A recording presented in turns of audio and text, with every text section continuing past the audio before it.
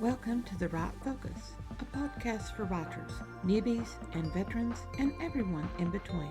We're hosted by Emma Lee with the assistance of Remy Black and Edie Rooms, all from Writers Inc. Books.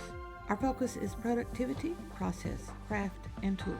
Each episode lasts as long as it takes to fix a quick dinner, drive a short commute, or take a brisk walk. Resources and links are in the show notes. Visit us at therightfocus.blogspot.com. Now, on to this week's episode.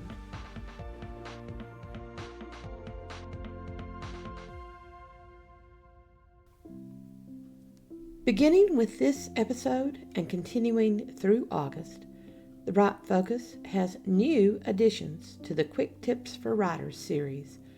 6 episodes of more writing tips from host Emma Lee, distilling over 10 years of published writing. Hopefully, you will find a spot of wisdom in each of the quick tips for writers.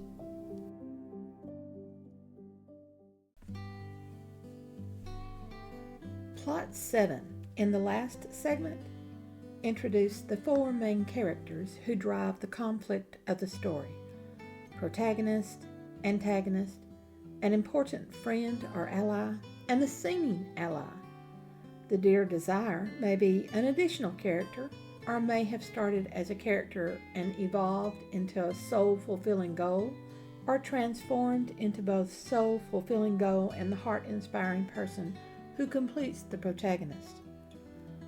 As with the 7 scenes that build the story, 7 character sets develop the story, increasing the conflict, intensifying suspense, or adding complications. Our purpose in this segment is to list and briefly explain these 7 characters. We need more than their skeletons. We need their minds and hearts. For all of the characters, the first consideration we make is the classic GMC, most clearly explained for me by Deborah Dixon in her writing craft book, Goal, Motivation, and Conflict. Every writer wanting to tell strong stories should have this on their bookshelf and consult it with every project until the insights become ingrained. Briefly, the goal is the dear desire that the character most wants. The best protagonist-antagonist combination conflict has these characters seeking the same goal for different reasons. Motivation is the reason for the goal, surface level and heart level. Often the motivation is driven by past negative experience, something the character wants to escape through gaining something else. Conflict is created by creating barriers to achieving the goal, having the character rethink the motivation and encounter a fear associated with the goal and the external enemy blocking the goal. We also need to have a clear mind's eye view of each primary and secondary character with their physical attributes written down. I find it helpful to snare a photo, tape it to paper, and fill in the descriptors: green eyes, freckles from the sun, a burn scar on the inner left forearm. I never pick a well-known celebrity. I find an image of someone who doesn't look too perfect. I want my characters to seem real. Working in reality helps the verisimilitude of the story. For the primary characters, protagonist, antagonist, chief ally, seeming ally, and maybe the dear desire, characters 1 through 4 with maybe that 5, we need their moral personality, which basically means the lines that they will and will not cross, although the antagonist and minions will cross those lines. The book Save the Cat advises that we have scenes that reveal our characters' humanity, their compassion for others, or lack of it. Since the 1970s and the advent of the Indiana Jones stories, writing advice adds that characters need to have a fear. From the world of theater, we receive the guidance to give our character a secret that they do not want to have revealed. And unless you are writing Greek tragedy, do not isolate your main characters. They need family and friends, work buddies, and old schoolmates. Take the time to meet your protagonist through sketching these personality attributes. Too many people complete a character template and think they know their main characters. If antagonist will not have an individual voice in the story, that means they're not a narrator of any scenes. Consider the character developed with the GMC completed as well as physical attributes. The seeming ally who betrays the protagonist needs special handling. This character is the archetypal shapeshifter, the one who begins trusted but destroys that trust for their own goal. We do have an alternative shapeshifter, the character who begins untrusted and then becomes so. The seeming ally, however, is purely devious and manipulative. We need the reason that the seeming ally will turn on the protagonist even if the reason is not presented in the story. Our writing mind needs that information.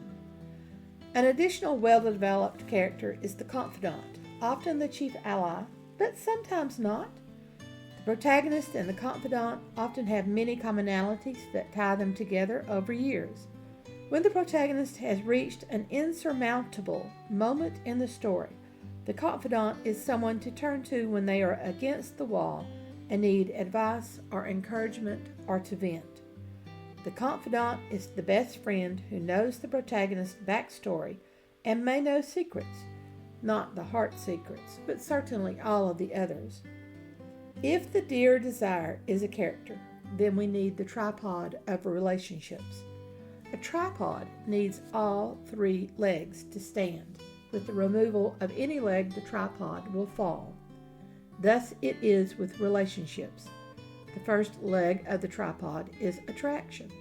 The second leg is commonality, and I remind you that opposites do attract, usually because each character is missing something that the desired other offers. And the relationship is therefore like two halves, becoming a complete whole.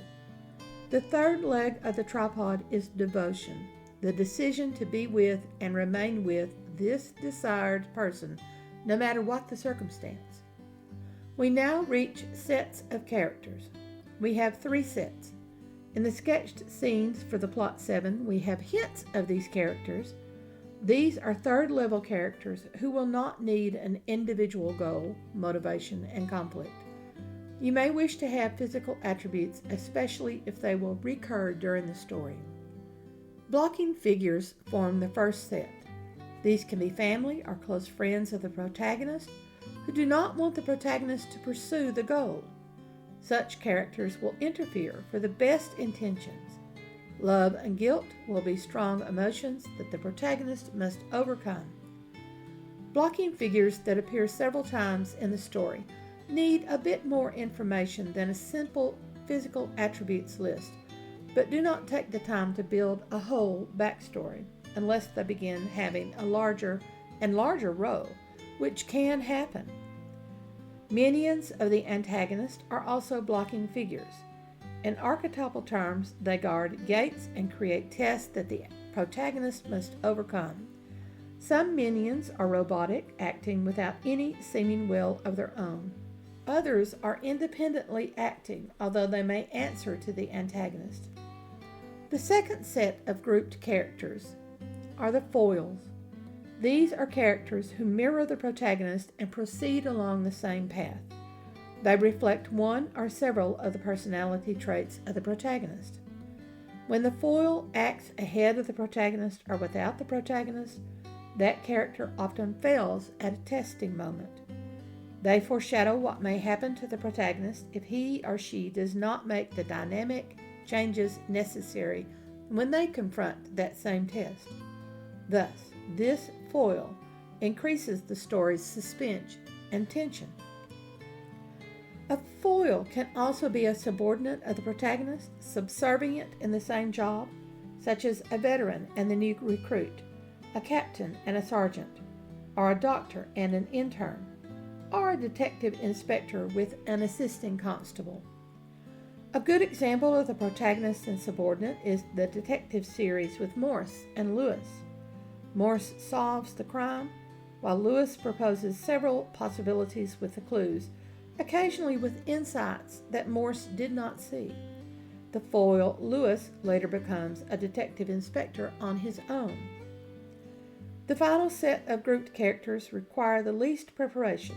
These are walk-ons and cameos. These may not even make it to the preparation work. Make a note of them as they occur.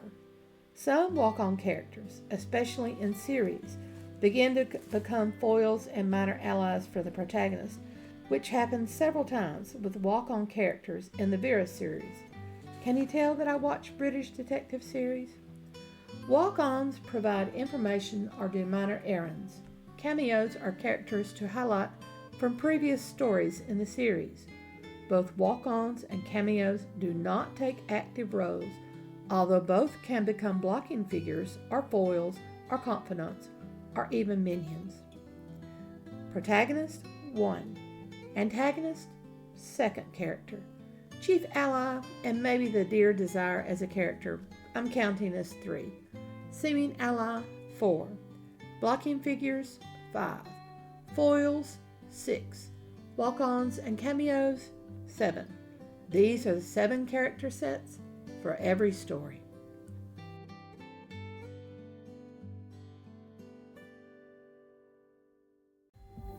Thanks for listening to The Right Focus, a podcast for writers at all levels, hosted by Emma Lee from Writers Inc. Books, assisted by Remy Black and Edie Runes. Our focus is productivity, process, craft, and tools. Music is licensed through Audio Jungle, called Background Music Loop. Its creator is Alexander Polishchuk, known on Audio Jungle as Plastic 3.